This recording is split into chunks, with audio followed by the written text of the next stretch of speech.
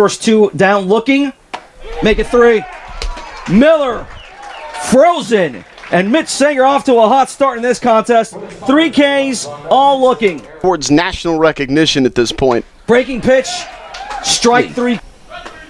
And Capra down for the second time by strikeout. Cardieri will throw to first to make it official. Payoff pitch right on the inside corner, strike 3 call, and that one too much plate for Carlos Ray to ignore. 7th strikeout, 4th looking for Mitchell Sanger, and there's one away. 0-2 delivery. Curveball, strike 3 called. Why Woodson was arguing as long as he was. 2-2, cut on and missed, a ball in the dirt. Cardieri out from behind the plate. He makes the academic throw and rings up Mitchell's 10th strikeout. Cade looking in the 5th. Cade swinging here.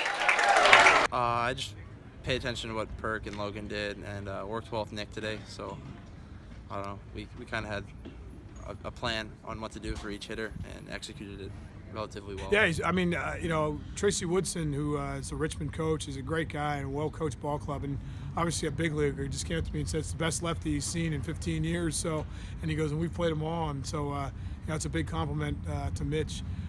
So he's been sharp, and we're getting the Mitch Sanger that we saw throughout the fall, and that's what we were hoping for. It changes the dynamic of this team. It helps your weekday games out with a starter. It helps us out in the bullpen, obviously, with Brooksy there. I think, we're not sitting here 13-1 unless Brooksy's our closer, and that's really the truth. So he's taken on a very valuable role for this team.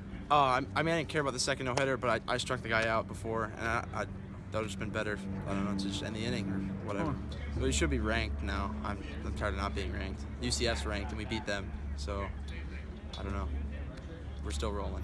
5 and 7 respectively against Richmond, and that one hit into left field for a base hit right between short and third, and Jorge Arenas gets us started with the first single of the game. 8 in the third before he was eventually lifted. The 2-2 is hit into right field. Brule going back to the track, to the wall, and that bounced off the wall. McNeil rounding second.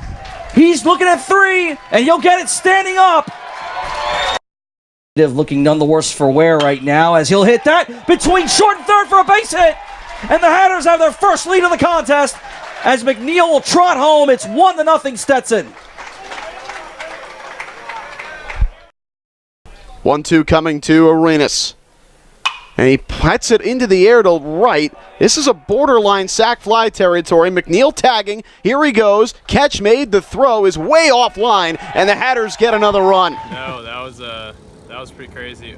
Me and the first base coach and the other team were actually talking about it, and we kind of had a feeling that their coach was going to get tossed too soon as well. So that was something I've never been a part of. Yeah, Georgie, I think it was from Georgie, he threw it, or maybe Miola, he threw it up, and I jumped up and I tagged him. I don't know if he was there or not. The first base coach said he didn't know either, but it was definitely a close play. But the home plate umpire we didn't think should have overturned it. That we had a guy that was standing 5 feet from the bag, so we figured he would make the call. But I guess the home plate had a better view. Oh yeah, I thought I couldn't see it from where we were. We thought I was out because I guess it bounced on the ground and bounced straight back into the guy's glove, and I've never seen that before either. So I knew when our guys were yelling about it, he had to drop it because if he'd caught it, we wouldn't have been saying anything. The 1-2 is hit between first and second. That's going to be at least one run. Merck will hold Andrew McNeil. And Balin Sparks with another RBI single. It's 4-1. Yeah, I've been hitting the ball good, just right at people. I've kind of been getting unlucky, and I tried to shorten up my swing a little bit today, and I've been having a lot of outs that were hit hard, close to the fence and outfield, and today I just shortened up and tried to get some more line drives and ground balls. Yeah, the thing Balin's been doing, he's been getting in the air, and when we recruited Balin and when we had him here in the fall, and we really were excited about having him inserted in our lineup, Balin stayed on the line and on the ground, and I think although he's been barreling balls up, and there's been a lot of deep fly outs and some good contact, he just wasn't getting the hits because of that, and we made an adjustment on Friday night or Saturday morning's BP. Just trying to get him to just be on top of the ball a little bit more, and I saw it.